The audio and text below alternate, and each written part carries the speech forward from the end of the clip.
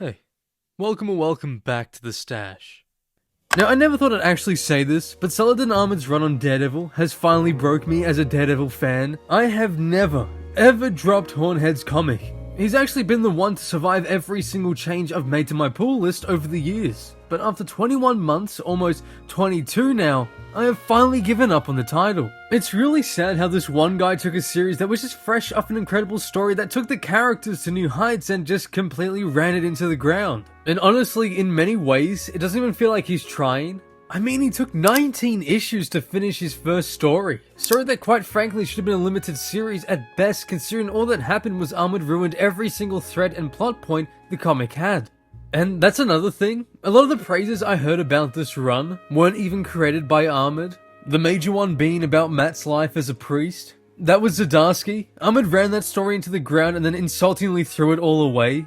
Each month felt like a waste of time, each release felt like nothing happened, and all it resulted in is one of the most forgettable stories in the character's 60-odd year history. And believe me, I actually tried to put all the hell we went through of the first story arc aside when reading issues 20 and 21. I tried to go in with an open mind, but somehow I'm now even more less interested now than I was ever before. Although I will try to give credit where credit is due, I felt that issue 20 for the most part was probably one of the better issues within the run. Matt to me felt more like Matt. Ahmed's voice for him seemed to have a bit more weight to it all through all the narration. But sadly, even that didn't last. At the very least, the art is infinitely better now. Listen, I'm sure Aaron Kuder's done some great things on other titles, but for Daredevil, I think this was genuinely one of the most unappealing books for the character ever. Everyone looks so odd, like his people didn't quite look right. And I'm not even talking about in a stylized sense, it just didn't look good to me.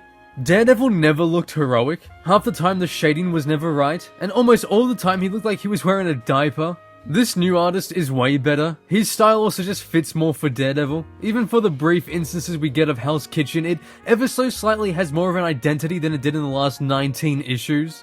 But for issues 20 and 21, after the whole Sins ordeal, there's a few major plot points. We got Matt is crashing at NYLA's place because Ahmed ruined Matt and Elektra, Matt is haunted by Bullseye dying, and the new villain is a Last of Us ripoff who referred to Daredevil's costume as based.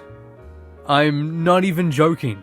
First we had Mr. Rizzy, and now we have based.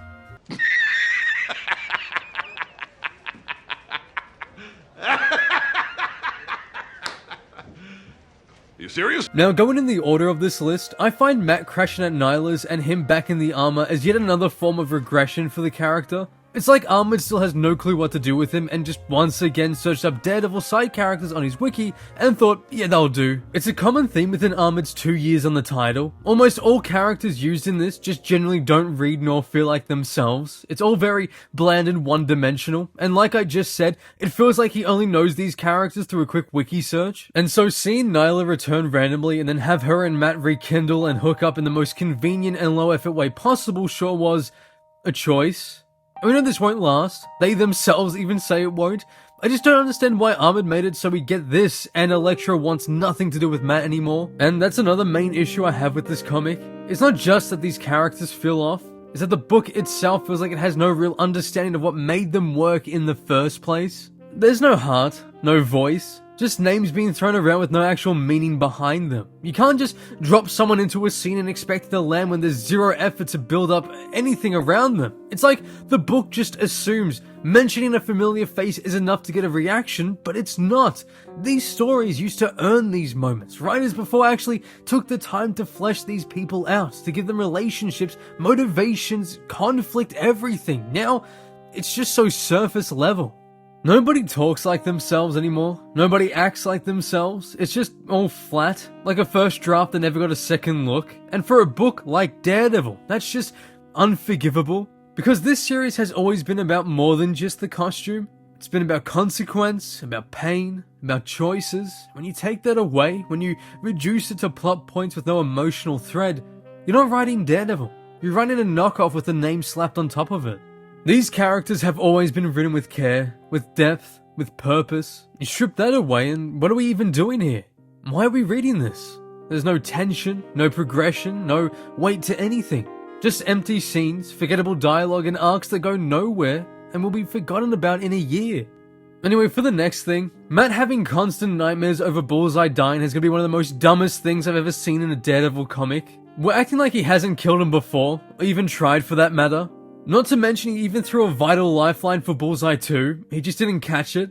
It just feels like yet another lazy excuse to make Matt Murdock one giant pity party because that seems to be the only way Ahmed knows how to write him. Yes, Matt can and has been a character who suffers and has mental demons, but it used to have substance. It used to have genuine weight behind it. Here it's just non-stop piling of things that shouldn't happen or are completely unnecessary that is causing him to be down. And seriously, he and Foggy still aren't on good, proper terms? Butchering not only Matt's relationship with Elektra, but also Foggy Nelson has got to be a new achievement. Also, before I figured about this one character, because Ahmed clearly did, I absolutely hated the way that Cold North was used in this run. Within the space of 2 writers, he went from being one of the best and most interesting side characters of Daredevil to being completely non-existent. You literally see him only for a couple times in this run. He's not even here in the new arc. Ahmed just wanted nothing to do with him. And again, it's really sad because he was so good in the previous run, and it's just another character that Ahmed just wasted completely. But it's time to talk about the brand new villain within the Daredevil title. The Cordyceps from The Last of Us. I mean, fungus? I guess? You're kidding.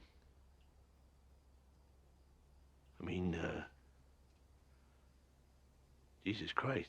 That's right. If you thought the villains couldn't get any more boring and lazy after the literal sins Matt faced last time, well, I'm sorry to say it, but it somehow got even worse. This fungus antagonist thing just feels so out of place for a Daredevil comic and overall is extremely boring. In fact, besides the start of issue 20, I was somewhat enjoying the issue until the end properly kickstarted the fungus thing. It's just more proof to me that Ahmed genuinely has zero interest in writing a Daredevil comic. His stories mean nothing, have no value, and almost just feel like they're there to make the shelves look busy in a comic store. What I don't get is, if you don't like the character, then get off the book. So many people would kill for even a chance to write for this character, and the way he's handled his time on the book is like a complete insult to those who would have actually created something special for Daredevil. And listen, I get it must be hard taking off right where Zdarsky left the series, but at least try.